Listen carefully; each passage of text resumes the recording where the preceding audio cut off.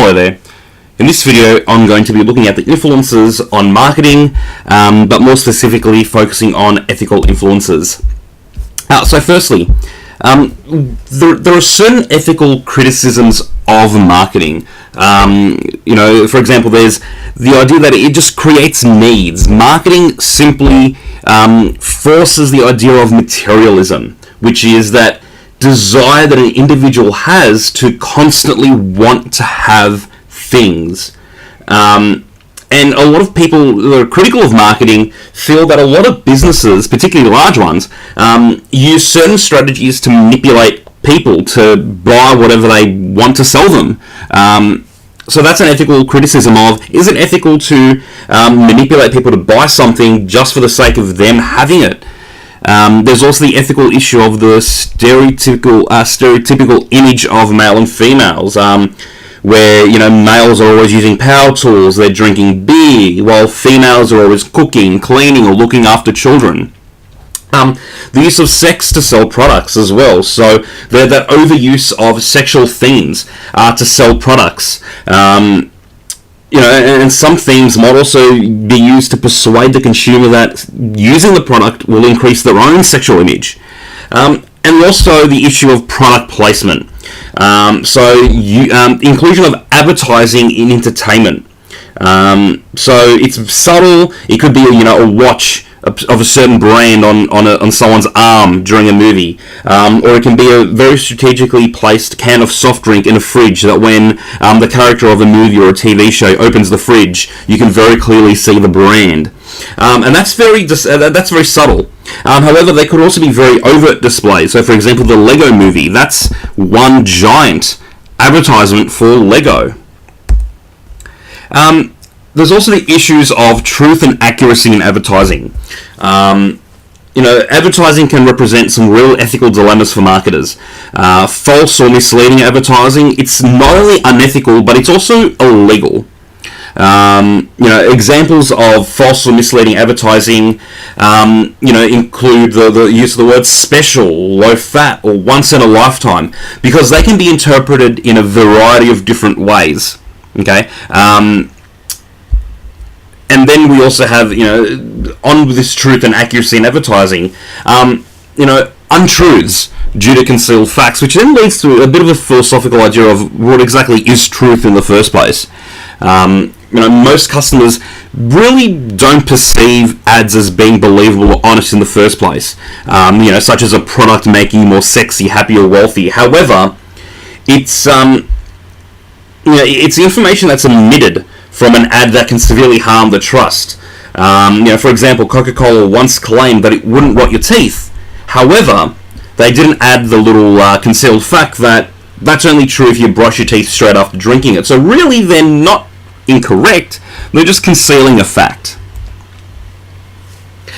There's also exaggerated claims, known as puffery. Sort of, when a bird will puff their chest up to look more attractive to someone else.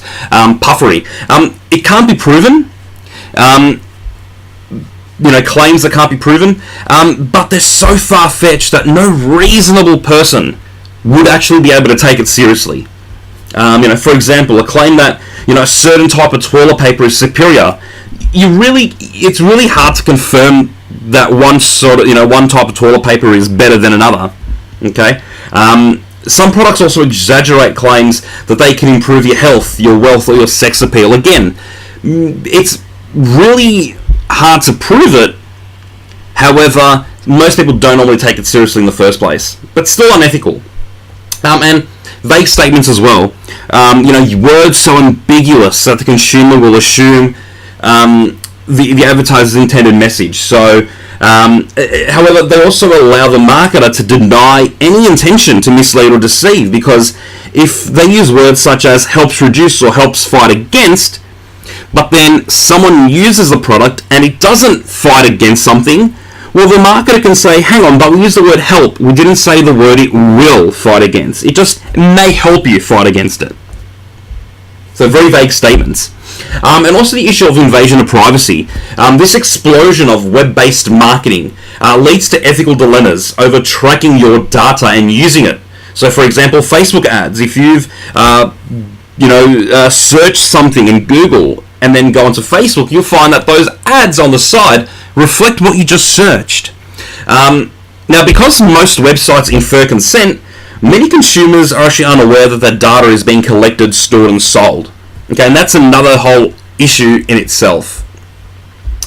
Now that we'll move on to good taste in advertising. Now, good taste is highly subjective because some people see something as offensive, others see it as inoffensive. Okay. However, there's usually a common agreement as to what society considers acceptable, and marketers need to be aware of, the sensitivities in the community. Okay. Now, a big issue in advertising at the moment is the sexualization of children. Okay. Now, that's something that society is very sensitive about, so marketers need to be aware of. And in order to help, all of this, we've got something called the Advertising Standards Bureau in Australia, and that's to ensure that acceptable advertising standards are followed. It's a self-regulation, however. It's self-regulation. It doesn't really enforce anything. If someone offends someone in an ad, there's no real enforcement there. It's more just the businesses have to try and keep themselves in check.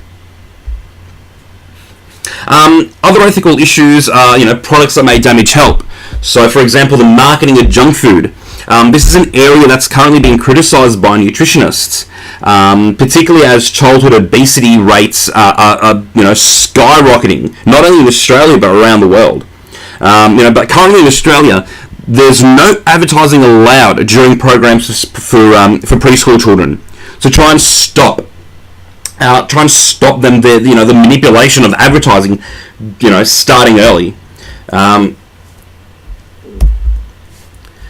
We've also got engaging in fair competition as an ethical factor here. The temptation is there. It's intense in the world of marketing for due to competition, that consumers might be exploited. They might be taken advantage of. Their rights might be ignored. Okay, because you need to really increase sales, revenue, and profit, and the only way to do that is through competition. So the temptation is there to act unethically in order to beat your competition. And examples of this might include, making false claims or using high-pressure selling techniques. Now, if companies are caught out on this, they can lose business, they can lose reputation, they can be investigated by relevant authorities. So we really need to try and adopt an ethical marketing policy here. We've also got something called sugging, okay, which stands for selling under the guise of a survey. Now, this is a sales technique disguised as market research. It's not illegal. However, it raises serious ethical questions, such as an invasion of privacy and deception. An example of this would include being asked to complete a survey as part of market research. However, they're really trying to sell the product to you in question. Okay? So this then leads to a decline in cooperation between consumers and marketers due to the negative image. Once you've been burnt by it, you're not likely going to, offer to help in surveys again. So I hope that this video has helped understand ethical issues in marketing. The next video will start looking at the processes of marketing and starting off with situational analysis. Thank you.